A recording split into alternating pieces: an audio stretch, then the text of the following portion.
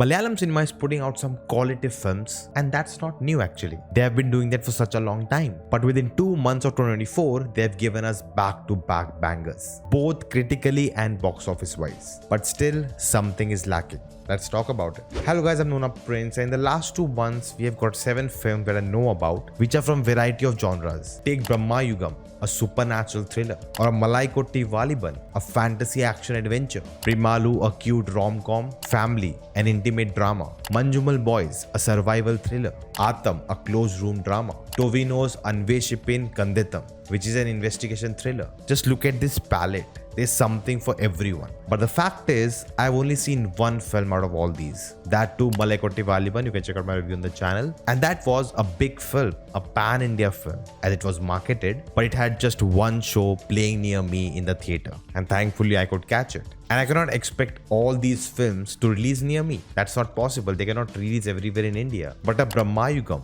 which was marketed as a pan-Indian film, didn't release near me. The closest show near me was 50 kilometers away. That too, one show a day at odd timing. And that makes me wonder how many people like me out there who want to watch Malayalam film in a theater, but they cannot because it's not available to them. And that's the problem I want to address in this video. Malayalam cinema really got a boost in its viewership after the rise of OTT platforms because it was readily available to everyone. And over that, the pandemic just multiplied that. Of course, the primary source of watching Malayalam films in Kerala is theatres. But outside Kerala, the primary source of consuming them is OTT platforms or piracy. But today, when everything is back to normal and OTT platforms are still the primary source of consuming Malayalam films, then we have not progressed. We are stuck. Of course, every Malayalam film cannot release everywhere in India. That's not possible. But at least the big films with the bigger actors, which have a wider appeal, they need to expand the reach. You want to convert your OTT audience into theater audience because that's the big play. That's what matters. And I know it's not easy. Just like this, you cannot do that. There are a lot of factors in play. The first is distribution. You want to get in the best locations, the best circuits around the country where a lot of people come to watch films and there is a genuine interest to watch Malayalam films. You want to get, if not many, at least few shows at the right timings so more people can come to watch them. And it's all about the marketing play. You want to create value for the Malayalam films so the next one releasing has more brand value. The theater owners, the distributors want to put it out in more screens. And yes, all of this requires a lot of money, but it also requires strategic maneuvers. You need someone in the industry to take this up and create an aim to increase the distribution of the films, especially for the big ones. Someone has to take an initiative. Someone needs to create a robust system so the Malayalam films get wider audience. And that has happened with subtitles. Vivek Ranjit, who has subtitled so many films, because of him, I have seen so many Malayalam films because of his amazing subtitle work. And now he has created a company which will be doing subtitles for so many other films. And just like that, you have to work on it. It will not happen automatically.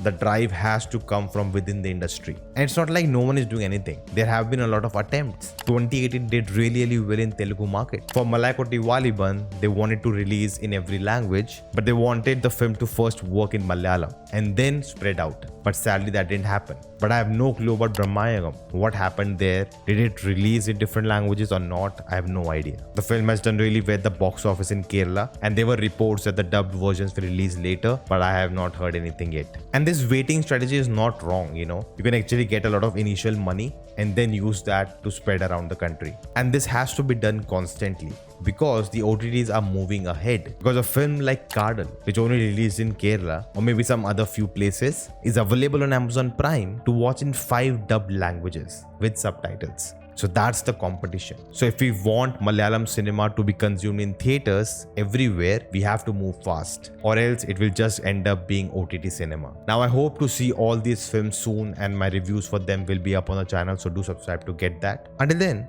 what about the films from last year? Don't worry, you can check out my list of best films 2023 here. It contains every film I saw. What do you think about this topic? Where is Malayalam cinema leading? Let me know your thoughts in the comments below, and I will see you next time.